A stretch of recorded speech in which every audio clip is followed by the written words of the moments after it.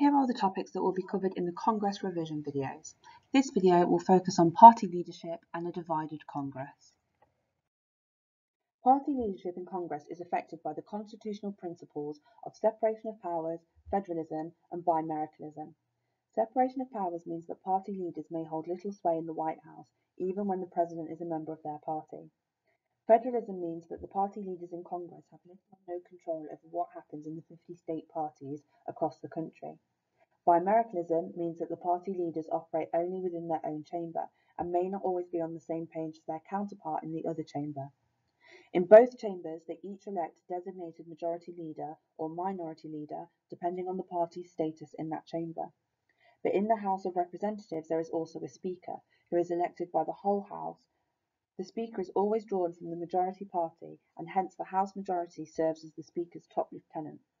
In the Senate, there is also the post of President pro tempore, which is a figurehead position that by the custom goes to the longest serving member of the majority party. Their main role is to preside over the Senate when the Vice President is not present.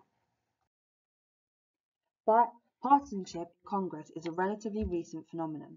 The conventional wisdom about political parties in Congress used to be that they were like two bottles with different labels, both empty.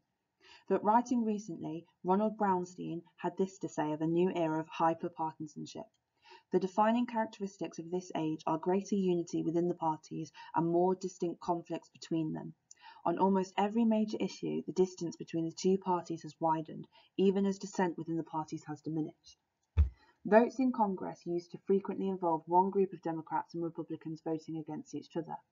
If you look at this more closely, you will see votes often comprising of Republicans joining with conservative Democrats on one side and liberal Democrats with conservative Republicans on the other side. But over the past decade, conservative Democrats and moderate Republicans, the centrists of Congress, have become increasingly rare breeds. Let's look at this in more detail. Take the 2010 mid-elections, for example. Of the 9 centrists in the Senate who were up for re-election, 4 chose to retire, 2 were defeated in primaries, a further 2 were defeated in general election, and Robert Byrd of West Virginia died before Election Day, so none were elected. Of the 60 most conservative Democrats in the House during the 111th Congress, 37 lost in the midterms, and only 1 of the 5 most moderate Republicans were re-elected.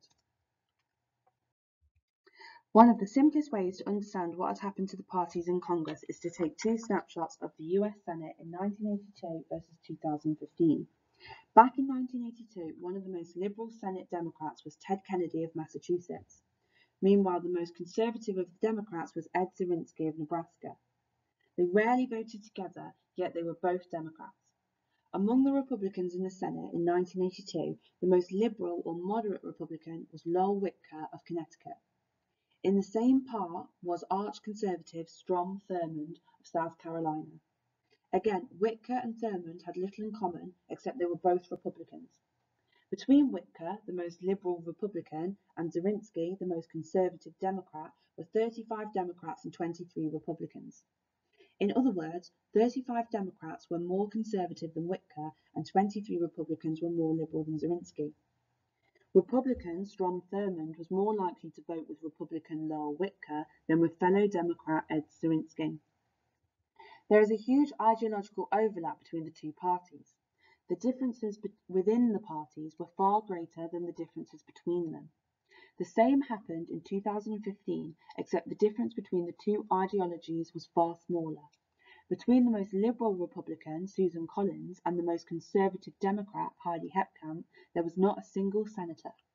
In other words, all 54 Republicans were more conservative than Heidi Heitkamp, and all 45 Democrats were more liberal than Susan Collins. There was no ideological overlap at all between the two parties. The differences between the parties are now greater than the differences within.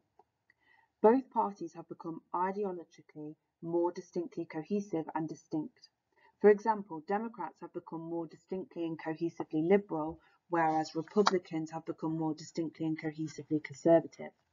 This demonstrates an increase in partisanship and more polarization. So why has there been increased partisanship? Well, congressmen have become more ideological. There has also been the disappearance of the centrist members. Because party members have become more ideological, that means there are less centrist members, those that sit in the middle. There has also been a growth of more extreme views, such as the Tea Party.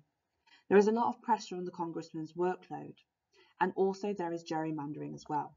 Let's look at gerrymandering in more detail. Gerrymandering is the manipulation of congressional district boundaries so to favour one party. This has led to a lot of redrawing of safe seats for one party or another. So why would this lead to increased partisanship? Well, it reduces competitive districts as one party is much more likely to win.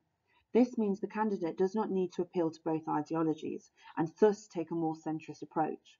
Instead, primaries become more competitive. Before I go through whether parties or not play an important role in Congress, pause the video here and test yourself. Let's go through the reasons why parties play an important role in Congress. Looking at yes first. Leadership in Congress is won by the parties. Committees in Congress are organised by the parties. And with increased partisanship, party discipline is much stronger in Congress than it used to be. And parties are an important determinant of voting in Congress. Let's look at some reasons why parties don't play an important role in Congress. Views of the constituents can often outweigh party considerations, especially for the House. Parties have no control over candidate selection. Both parties are made up of ideological factions that compete with party cohesion. The executive branch has few sticks or carrots with which to incentivise party discipline. Congressional leadership, likewise, is fairly impotent in the face of opposition, and it is almost impossible to be elected to Congress without being a major party candidate.